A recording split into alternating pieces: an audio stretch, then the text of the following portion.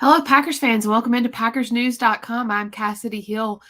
We will be joined tonight by a few of our other co-hosts, Ryan Wood and Pete Doherty, as we get ready to kick off Green Bay Packers training camp. It will start tomorrow, Wednesday at 10:30 a.m., and it's going to be an interesting season. Aaron Rodgers is back in town, of course.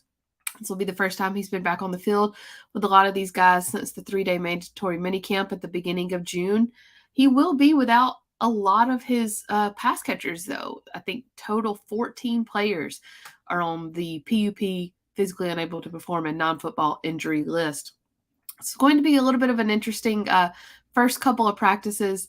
Fans are invited to come to most all of the practices. The first 3 will be open to the public Wednesday, Thursday, and Saturday of this week, all at 10:30 a.m.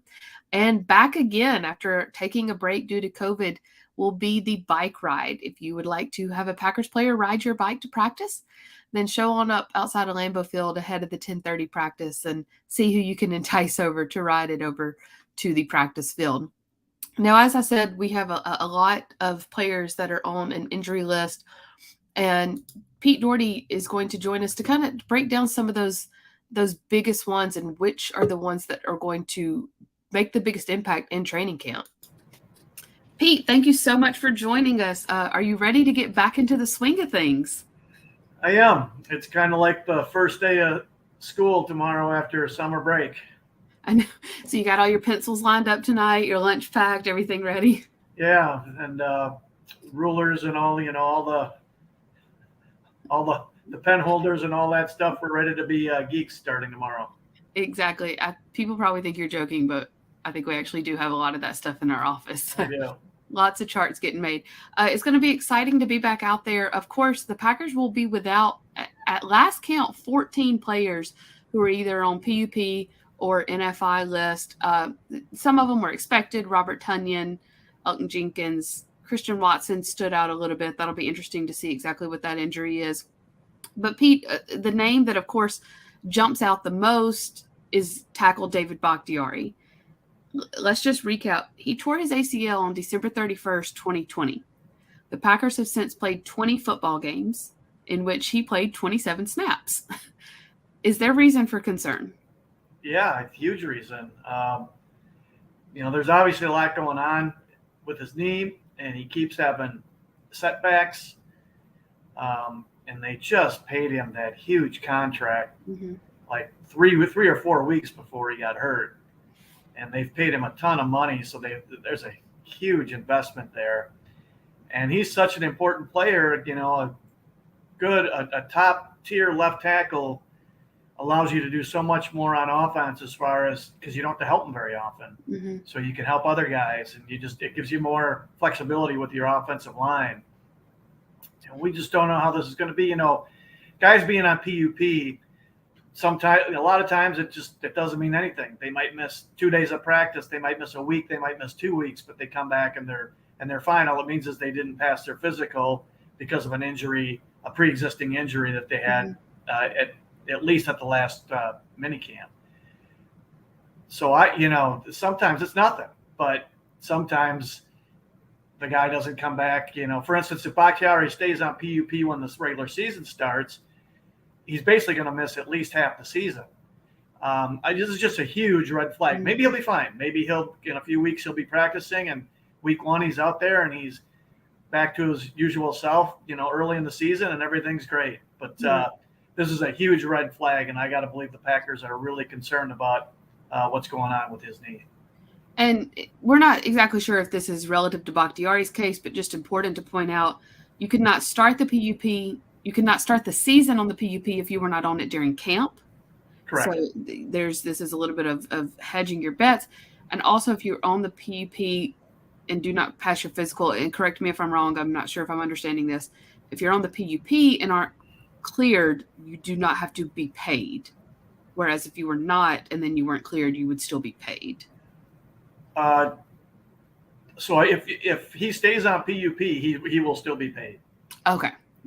Never mind then. That was a test and you passed. Yeah, they get paid either way as far as that goes. Okay. So when you look at this offensive line, and obviously not sure when Bakhtiari will be back. Elton Jenkins is also still recovering from his injury as well. How much of these first few days of training camp do we see maybe just sort of musical chairs along this line? And at what point in training camp do you feel like that unit needs to be set for their chemistry to develop, for it to develop with Aaron Rodgers and Matt LaFleur to head into this season comfortable with where they're at? Yeah, if Bakhtiari is not going to be back, or if he's going to miss half the season, then they need to start working on that stuff, day one. Mm-hmm. And they may not know whether he's going to be back or not. They might be, these are often gray area issues, and the doctors. It's obviously it's a science, but it's also an art, figuring this stuff out. And so they may not know how long he's going to be out either. So it's we'll have to watch closely starting tomorrow where they're playing guys, who's playing where. And Jenkins coming back from an ACL complicates this, because if he were healthy, I think he'd be the guy they'd put out there, although maybe they'd play him at right tackle and they'd use Nyman at left tackle. I thought Nyman did okay playing left tackle last season. Yeah, it will be interesting to watch for sure, to even see who gets how many snaps at a certain position. Are they just testing them or starting to get guys trained in a certain spot? Pete, you will be out there. I'll be out there. Ryan will be out there. Tom Silverstein. I think we'll all be out there. We'll all be back together for the first time in a while. Looking forward to it with full coverage as Packers start their training camp tomorrow. Pete, thank you so much for joining us. We'll see you tomorrow. Thank you to Pete for joining us. And now we have Ryan Wood. Ryan, thanks so much for coming back. I feel like we haven't seen you in a while. It's been a minute. Yeah. I haven't seen any of us for a while. It's been a minute, but it's that time of year, less than 24 hours away now. Right. Players arrived back today, some in fashion, some in Nick Cage attire. Hey, that's fashion. That was Aaron Rodgers fashion right there.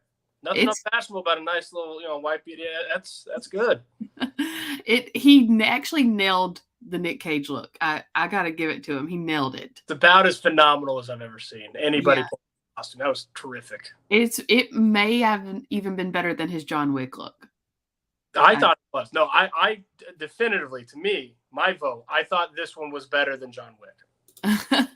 We'll have to ask his opinion tomorrow when we do get to finally see all of these guys back in one place again. As mentioned with Pete, first time that Aaron Rodgers will be back with some of these guys since that mandatory mini camp. Ryan, I know it's only the first day, or tomorrow will only be the first day, but just sort of off the bat, what do you like to see out of that first day, out of these guys, especially out of these rookies, to see if they've made any sort of jump over the last 5 weeks? It's a continuation of minicamp and OTAs. The first day of camp really isn't until they strap the pads. Once they strap them up, they're hitting. It's physical. Football's a game of physicality. That hits another level. This is a continuation of OTAs and minicamp. So what do we look for in OTAs and minicamp? We're charting reps. We're charting personnel. We're looking at who's lining up at slot receiver, who's lining up at left tackle, and typically who's lining up at left tackle with Aaron Rodgers, because it's very interesting that Josh Nyman was the left tackle all offseason until minicamp, when Aaron Rodgers arrives, and all of a sudden he slides to right tackle, which if you have David Bakhtiari, that's the open spot on the offensive line.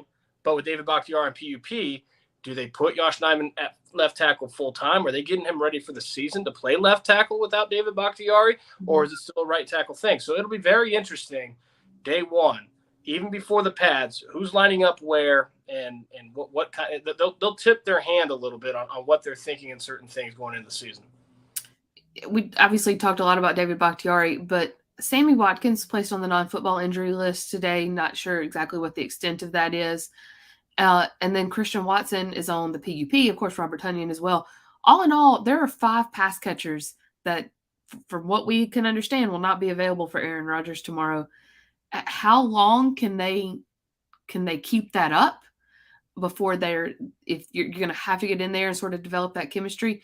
And who do you see possibly stepping up in that absence? Is this still Alan Lazard's wide receiver 1 spot to lose? By default, it's been that way all off season. Someone's got to be number 1, and Alan Lazard's by far the best combination of youth, talent, proven production that they have to be that guy. But the 2 names that you mentioned, Christian Watson, Sammy Watkins. That's a rookie receiver and a new receiver. And Aaron Rodgers said all offseason that you don't have to do anything extra so long as the receivers are here for training camp. That's enough to get the rookies ready. And as we know, you got to learn that playbook of Matt LaFleur. Then you've also got to learn Aaron Rodgers' offense. But there's one little important detail to getting them ready in training camp. They've got to practice. They've got to participate. And if they're not, your window, which is, the full training camp, Aaron Rodgers said, that's a good window. That window shrinks. So, a couple of days, maybe a week, maybe a week. That's okay. But if it extends any longer than that, it becomes an issue the longer they're out. Mm-hmm. A couple of questions that were put in. Do you see the Packers still possibly trying to sign a veteran guy? We saw Julio Jones go today to the Bucs. Do you panic at any point during training camp, especially now that Watkins and Watsons are both on these lists? Or do you wait till the preseason sort of unfolds to think, okay, let's make some last-minute moves before the season starts? Look, any position. Brian Gutekunst thinks that there's a guy that can come in and improve the roster. He's going to sign that guy. I understand Julio Jones is a big name, but he's an older receiver. He's a big name because of the past tense. That doesn't mean that he can't have a renaissance or resurgence, but that's what it would be because his career has been declining. It's been in decline. He still has the same name he always had, but he's not been the same guy the past couple of years that he's been obviously early in his career. So when you hear Julio Jones, you think, oh my goodness, all those fancy football points, right? Right. But different. Which is really what it's all about. This is reality. This is Julio Jones 2022 version. It's not Julio Jones 2016 version, the guy that ran roughshod in the NFC Championship game in Atlanta. So look, if Brian Gutekunst thinks that there's a guy who, forget the name, proven production that's got potential to actually make an impact in 2022, if he can sign him, he'll try to sign him. But if not, he's going to be scouring the waiver wire, every 90-man roster in the league this time of year. There's no question about that. It seems like on the other side of the ball, on the defense, that side of the ball is set. Their units are fleshed out. Their depth chart is you could probably already go ahead and make that depth chart. And I know you spent a lot of time this summer focusing on how the defense could change with Quay Walker coming in. Do you anticipate him sort of playing right away, or what do you need to see in training camp to feel like he can have the impact that he should be having on this defense? It will be easier for Quay Walker to play right away than it will be for Devontae Wyatt. Because in the trenches, that's one of the toughest college to NFL transitions that you have is you're not going against college kids anymore. You're going against full-grown men in the trenches, and that defensive line is a big jump. Every position's a transition, obviously, but you just don't have that same type of physicality that you have at inside linebacker playing off the ball. We'll see. There's a lot for Quay Walker to pick up with the defense, being the quarterback on the field of that defense. He's got Devondre Campbell next to him, obviously, which would be very helpful. But you got a lot on your plate in the way that they want to use him, because he's the athletic 3-down linebacker that can be a thumper and against the run on early downs and then in coverage. That's a lot to learn for a rookie. So we'll just have to see. But it didn't take him long to get in the first team inside linebacker group this offseason. I think it was maybe a practice or two that Chris Barnes had that role, and very quickly Quay Walker was lined up next side Devondre Campbell. I think that could be one of the more fun units to watch sort of evolve over training camp, because as Quay Walker comes on, what do they do with Devondre Campbell? Have more flexibility with him now to play around with what he can do, because he's so athletic. And so now you can just kind of have fun with him, seems like. Yeah. Which is the official football term.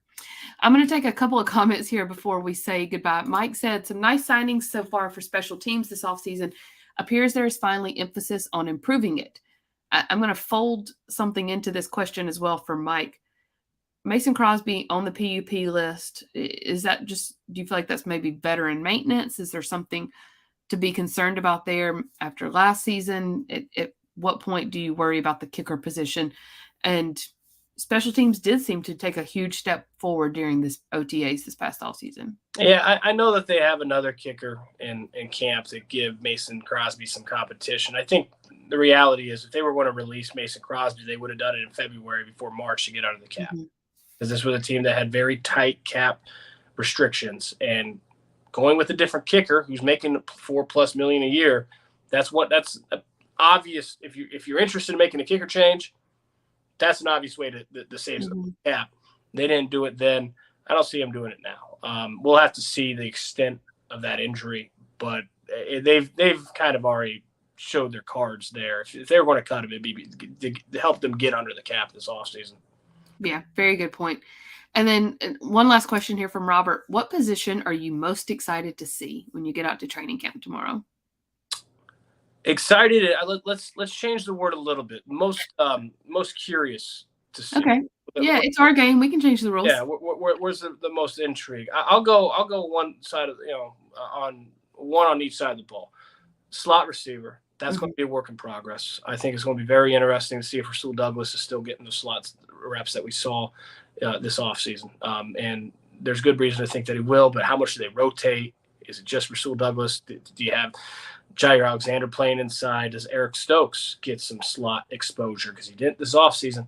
I think that'll be interesting. And then offensive line period, especially Josh Nijman. Again, I said this already, but if he's going to be left or right tackle, it kind of tips the hand on how serious this David Bakhtiari situation is. If they're getting him ready to play left tackle, that's a different thing. If he's sliding over to right tackle, then that might be different. So where Josh Nijman lines up and the offensive line as a whole, I'll be very curious to see as well. I'm going to go for the easy, most obvious one and say wide receiver. What does this core look like without Devontae Adams? This will be the first time we've seen Allen Lazard on the field this offseason.